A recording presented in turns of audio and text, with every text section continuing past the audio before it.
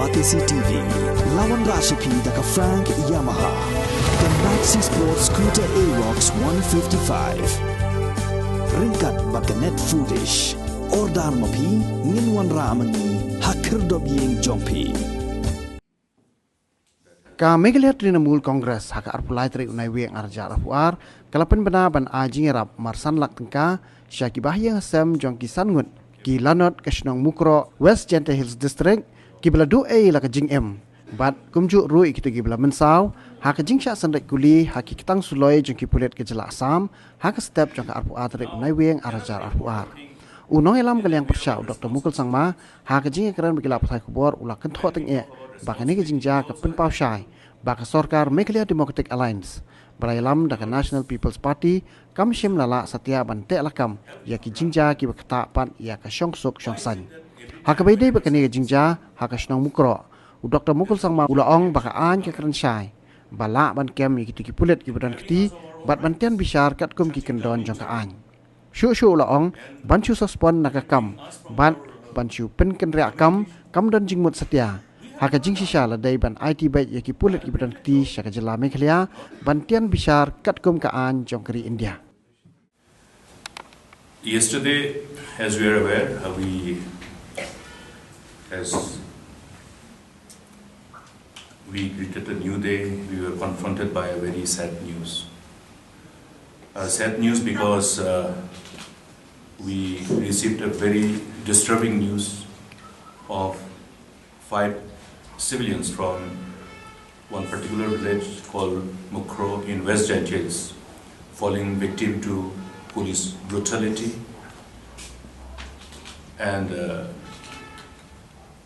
also one more person who happens to be one employee of the forest department of the state of Assam.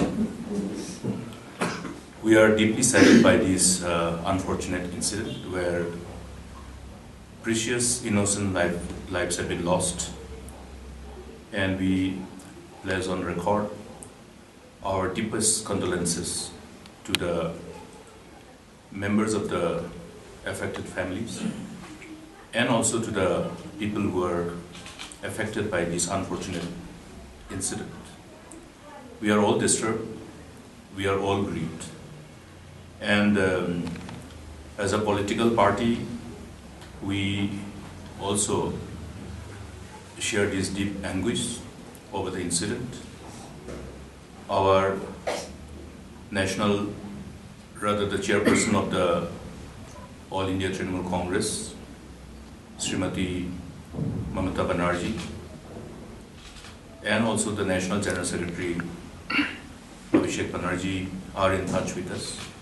They are also concerned about the incident, and they have expressed their anguish and have conveyed also their deepest sense of condolences to the affected families and all those who are aggrieved by this unfortunate incident.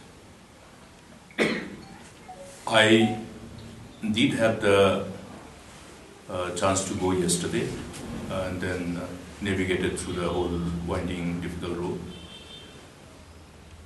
Managed to meet the villagers, the headmen, and all other members representing various civil organizations who have also converged to the location.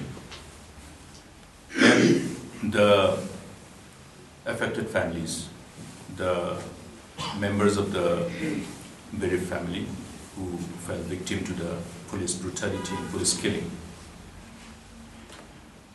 And having seen this loss of precious lives, our party, Trinamool Congress, has decided also to extend an ex gratia support to the families who are affected by this police brutality. And we will be releasing an ex gratia payment of ₹5 lakhs for the families of the deceased, and also support for those who are injured. I also visited the hospital, the civil hospital, where the injured, who were grievously injured, are being treated, and I was told by the doctors that they will be required to be further referred to Negrims for better treatment. Now, after the situation got circulated and everyone came to know, one thing is very important for all of us, that we must ensure that this incident does not create a situation where there will be problem in respect of law and order and bring any kind of situation to create a rift amongst different communities. We are all aware of the fact that we, as people of the northeastern region, stand to take responsibility in as far as maintaining communal harmony and peace is concerned in the region, in our respective states. And this, from what we know about the incident, is that this particular incident is not triggered by any particular community, is not triggered by any community from the other side of the interstate border, nor by any community from our side of the border. This particular incident is created because of the government authorities. So I think we should be abundantly clear. Therefore, it's incumbent upon all of us to take the responsibility of ensuring that this any scope of misinformation to create any misunderstanding amongst communities are avoided by all of us. I know today in the era where you have all means of dissemination of information, we will have some freelancers, some adventurism coming from some angles, but I think we need to be vigilant, and I would like the government of the day from both sides to act upon all those type of whatever attempt is made by any quarter to create that kind of rift between communities from the two states. Now, having been able to go to the place of occurrence and meet the people, the villagers, I was perturbed to hear many of the stories that revolves around the people there and the kind of suppression and oppression and atrocities to which they were being subjected by the authorities of Assam. I think it would be only in the fitness of things if friends from media can really go down there and then listen to their stories so that you will know what exactly was happening from the horse's mouth. And the narrative revolves around that the villagers have been subjected to constant harassment and atrocities, and thereby they were subjected to live in fear with complete sense of insecurity. And their attempt to draw the attention of the authorities from our side had usually fallen on deaf ears. We also met the local MLA as well, along with other leaders of our party there, and the local MLA also reminded of the issue having been taken up in the assembly. Now we all know that the sitting MLA also belongs to the conglomeration of the parties who share the responsibility of governance in the state.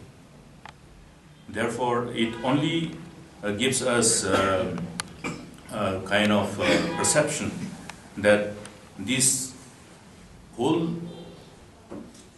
development that has been allowed, if you again connect the dots, you will be able to really draw a conclusion as to why this particular unfortunate incident resulting in loss of precious lives of our innocent people have taken place. There has been surge in instances of alleged oppression, suppression, harassment and atrocities against our people living in villages along Assam-Meghalaya border by the authorities from Assam. You have carried those stories. We have seen these whole stories through both our regular media reports, both electronic and print, and also through various other available informations which were disseminated through social media platform. So we are aware as to what was happening. And I think we have been trying to draw the attention of the government on a number of occasions to see that the government realizes its responsibility to protect our people and ensure that there is a sense of security amongst the people living in these villages along the interstate border.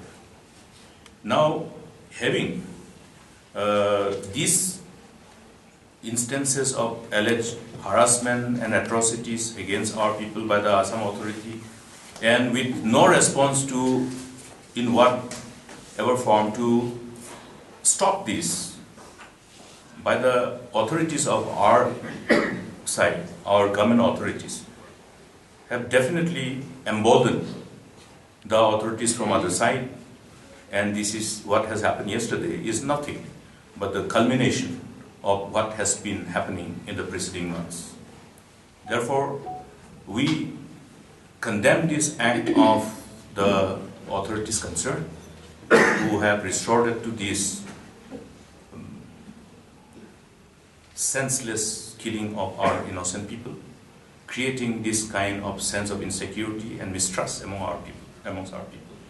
And we also condemn the attitude of the government for failing to deter this tendency of the counterpart. Because as we are aware, as I just shared with you now, that there were already instances of such harassment and atrocities perpetrated by the authorities of Assam against our people residing in the border villages in the preceding months. But they also have fallen on deaf ears. So there is that whole culmination of this number of incidents resulting in what has happened yesterday. Now, you are aware that on a number of occasions, both the counterparts at the highest level, both the government at the highest level have engaged in discussion, consultation, in order to ensure that there is a peace and harmony, peace and tranquility along all the villages across these areas of difference, in as far as the areas of difference between Assam and Meghalaya interstate border is concerned. Now, as a culmination of this number of repeated discussions at the highest level, we have also been able to lay down, after exhaustive mutual discussions, guidelines which were mutually decided upon by both the authorities at the highest level, and laid down the SOPs, the standard operative procedures, to deal with any such situation whenever we are confronted by this kind of situation. Whenever there is an instance where the law enforcing agencies are required to go after anybody in the event of any report coming pertaining to legality, they have to inform each other. The authorities, the district administration, they are required to inform each other and take on board the counterpart and decide upon the course of action as per the SOP, which is in sync with the mandate of the law of the land. What has happened in the past preceding years is that this deviation from these normal laid down guidelines which was laid down after exhaustive discussion and mutually agreed upon. The SOPs. Why has there been this deviation? What has happened yesterday is a reflection of the complete disregard to these laid down guidelines and SOPs. And therefore, if we go by what has happened yesterday, it's from the legal perspective, the law must prevail, and the authorities concerned from Meghalaya, we are told that a case has been registered, but it should not be just an eyewash. It must be with an intent to ensure that justice prevails. Justice is given. Because on number of occasions we have seen that the government has been engaging in lip service, but not really acting. We would like to see that under the present circumstances, to restore trust and confidence amongst the people, the government must direct the authorities concerned to follow up the case if FIR has been lodged and registered, and demand that arrests be made. The arrest of those who were responsible for these brutal incidents must be arrested, and government of Assam must hand over those people to the authorities concerned as per the law of the land. Now, another important thing is that we are all responsible citizens. Well, when we talk about responsibility, we also have people, there will be black sheep. We will have to be always vigilant. Have we not run government before? Why is it that every time whenever such incident happens, there is a knee-jerk reaction from the government depriving us of our own rights, shutting down internet, and crippling us from our communication? We have never done it. I had the privilege of not just being the chief minister, but also I have been the minister, then deputy chief minister in charge of home, etc. We have never resorted to this. Even when I had the privilege to lead the government as the chief minister, we never resorted to this. We never deprive our citizens from their rights. Today we know how important the connectivity is, how important internet is, how indispensable this whole communication network has become. Rather, I will say that communication network has become an integral part of each and every one of us, our life. So therefore, this only shows that this government has no wherewithal to understand and comprehend as to how to deal with this situation. And in the process, what is happening is that they are only escalating the situation. The capability of the government to segregate between the lawbreakers and the law-abiding citizen is their responsibility. Whose responsibility it is? Just because there are bound to be some elements who will obviously resort to certain amount of lawlessness. What about the law-abiding citizens? Majority of the law-abiding citizens are affected. That is not the way of dealing with this kind of crisis. Therefore, I condemn this attitude of the government for depriving the rights of the citizens, and they should immediately restore internet. They should immediately enable us to, somehow carry on our daily course without being suppressed or oppressed by this kind of interventions. There are provisions under the law, but this is not a situation which demands for this. And not only this, how is it that Assam government resorts to telling the people that don't go to Meghalaya? Why don't they talk to each other? Assam and Meghalaya government, they should talk to each other and ensure that there is no chances of breakdown of law and order. I didn't see any endeavor, rather the honest effort from both the authorities, Assam and the Meghalaya counterpart. They have an easy solution: shut down the internet, make people stay indoors, nothing else. This is not the way to deal with this situation.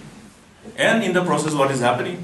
There is a misinformation campaign going on, that as though this whole incident has taken place because of the hatred between different communities, which is not correct. There is no fight between the Khasis and Assamese. There is no fight between the communities of Meghalaya and the other rest of the communities on the other side of the border. But the government, both the governments are creating this perception, which is wrong. The peace and tranquility must prevail. And how to really maintain this peace and tranquility is the responsibility of the government. So I condemn the attitude of both the government. It is not the way to deal with the situation. It is only sending wrong signals and defaming the states, defaming the region, to restore this name and fame and the reputation and the brand that we have built over the years. How many years it's going to take? We are being pushed behind. You see, it's very important as to what type of perception we want to create for the rest of the world. Why are we then spending so much of money to brand build a state? Because there's a reason, there's a need. But today, these irresponsible leaders don't look at the fallout of whatever action they are resorting to, just to deal with the situation. A situation which has been created by the governments themselves, not by the people. They must apologize to the people of the state, people of the region, and apologize to all the people who are affected by this inept action of the government, rather inept reaction of the government. It's not an action at all, it's a reaction. It's a knee-jerk reaction. The case is very clear. The law of the land is there. Let them follow the relevant section of the CRPC, IPC, and arrest the people who are involved in this killing. And therefore, they must demand Assam to hand over those who are involved in this whole homicide, murder, brutal killing. Talking to MHA, why you need a separate law for this? You don't need a separate law. People who have come there, it's on record. They will be knowing. Who else are required to know? Both the governments have to, both the law enforcing agencies from both sides have to know. Therefore, where is the need for delay? They must proceed ahead, issue arrest warrants, and ask the Assam government to ensure that the people who are accused in the case are handed over. It's as simple as that. Then the law of the land will take its own course. To somehow link this one. See, as I was referring to the stories of the villagers themselves, it's very painful to hear that.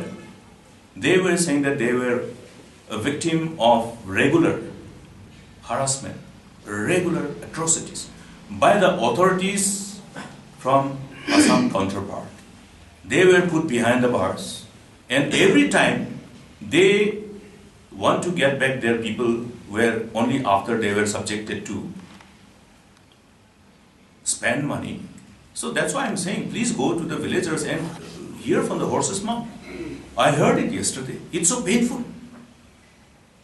And another important thing I would like to share with you, which disturbed me immensely, is that they compare the life of the people residing in the villages bordering international border, Bangladesh. They say that now it appears that living in the villages along international border is safer than living in the villages along the interstate border between Assam and Meghalaya. You look at the perception. How do you draw a conclusion out of this narrative that it's coming from their mouth? Is it not a kind of information that you don't want to hear actually? If our people who are residing in the villages along Assam-Meghalaya border are feeling this and have reasons to feel that the people who are staying in Assam, Indo-Bangla border are safer than them, then who are they scared of? Are they scared of militants? Are they scared of terrorists? No. They are scared of the government authorities. What can be more disturbing and painful than this kind of information to us? Therefore, there is a need for both the governments to come clean. Why Meghalaya government is allowing them to continue with all this kind of harassment and atrocities over our people with complete impunity? Why are they being allowed? Is it only because the government is installed by the people who are in power and running the show from Assam? I think there are lots of answers we have to see. But then the fact is that the perception that is prevailing in the minds of the people is very disturbing, and we must look for course correction. I'm very perturbed and disturbed and sad, really sad, because government of India also is responsible in not understanding the felt need of the states in as far as Northeast is concerned.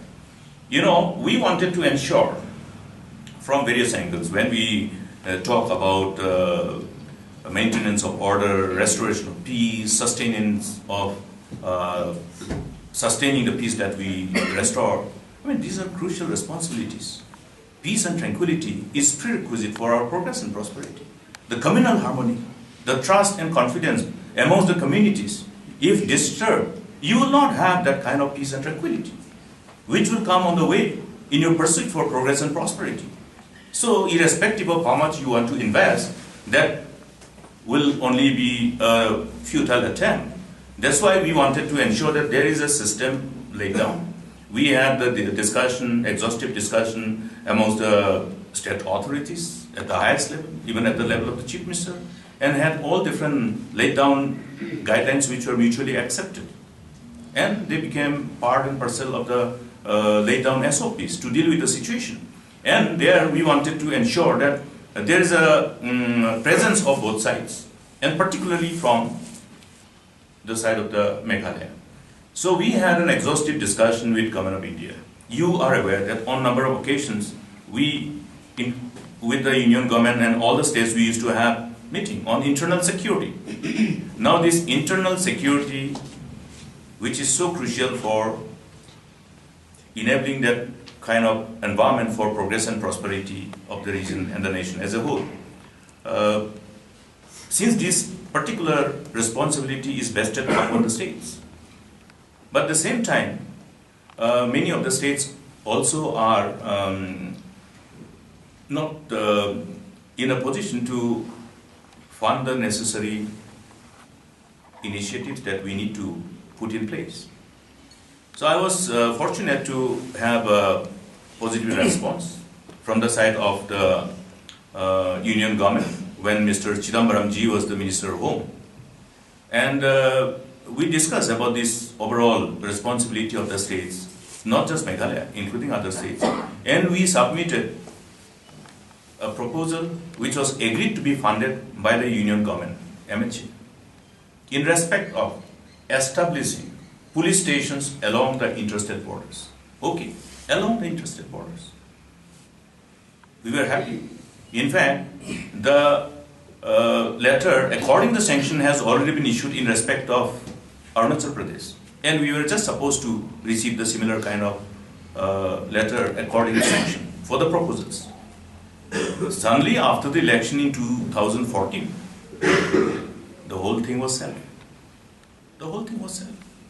That's why I have always said that the whole complexity that is associated with the matter of governance in respect of the different states of the Northeast, people in Delhi must have an in-depth understanding.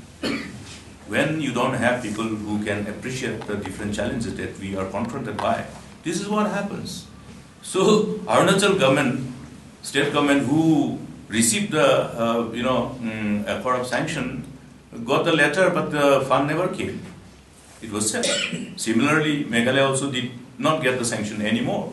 I tried to prevail upon Government of India, who wanted to again discuss with them. That time Mr. Rajnath Singh ji was the Minister of Home, and he seemed to be responsive personally, but then the Ministry of Finance was not willing to fund anymore. You know that so many other funding initiatives which are embarked upon by Government of India to support the northeastern states were all withdrawn. You know, the special plan assistance, the special assistance to northeasterns. So, you know, there are reasons to therefore embark upon that engagement with Government of India to draw their attention to understand these various aspects of requirement of the states. And this is not happening. This seems to have also fallen on deaf ears. And that's why you have this situation. The government has all the wherewithal to deal with this kind of situation. It's a question of understanding the responsibility vested upon the government and to respond to their call of duty, which is missing. It's as simple as that. Yeah. Yes, there are BDPs. BDPs are also mandated with certain provision, but there is a limitation for them. So therefore, you have to understand the complexities associated with maintaining internal security. And as I have said, please also remember that this whole northeastern region is a region which is vulnerable, very vulnerable from the perspective of the kind of possible situation which we have gone through, the agonizing past. The whole Northeast is a victim of the violent past. So why do we create that kind of situation where people will start having this kind of thinking that, okay, government has failed, therefore give us the gun? No, that is not correct. But then it is happening because of that lack of sense of responsibility from the side of the government. Have I not repeated this earlier also?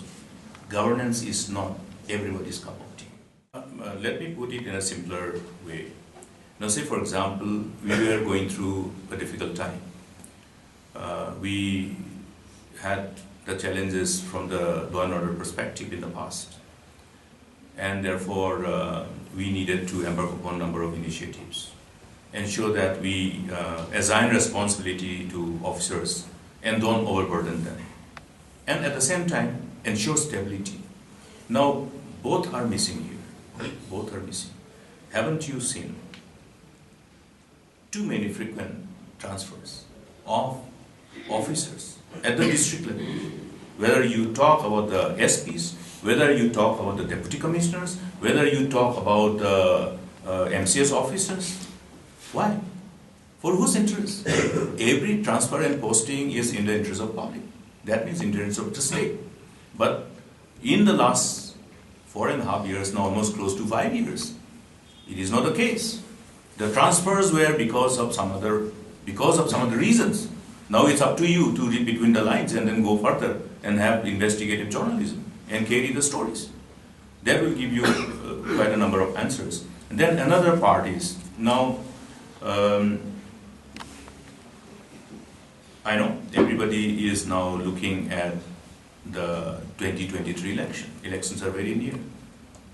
And you are very right in referring to this whole inauguration spree, this and that, inaugurating all those infrastructures created, of course, not during their time, which were initiated during my time. I thank them for inaugurating the projects which were initiated by us. And I was just thinking of going today and see that Sikh Park, but because of this whole development yesterday, I had to change many of my programs. And but interestingly is that when I happened to meet the villagers, apparently there were some authorities, government authorities, who have visited some places, wherever they are intending to create new CNRD blocks, wherever they are intending to create new civil subdivisions. So one example I will give you is that they have gone and told the people in Jangjal area in West Karawil that they want to establish a civil subdivision. So they were looking for land. They already want to establish a civil subdivision, but they have not yet decided where it will be, but they want to establish. So what is this? How will you interpret this?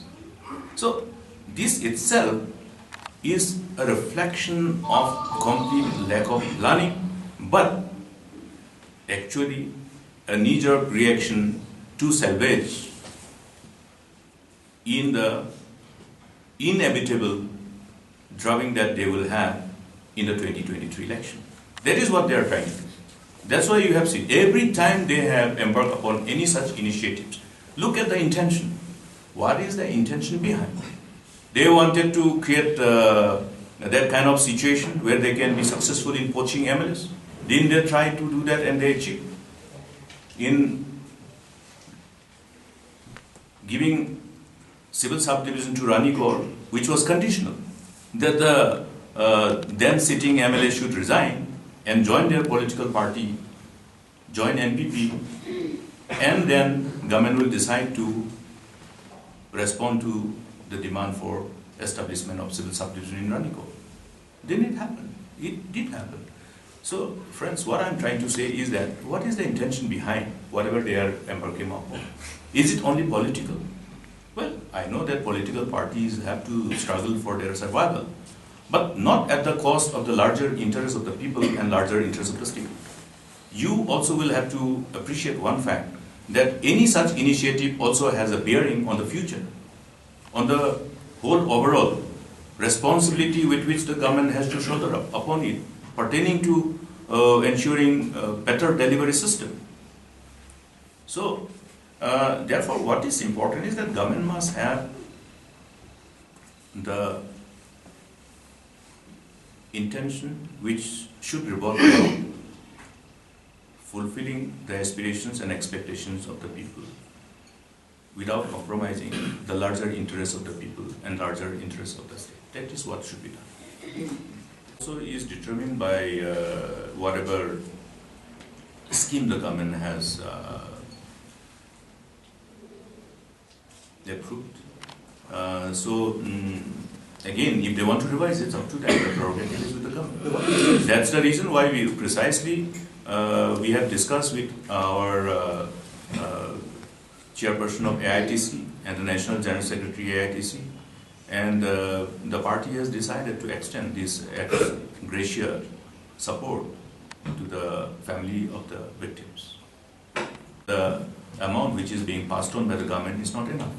We know that, but then if the government wants, they can always revise, they can take a call on this.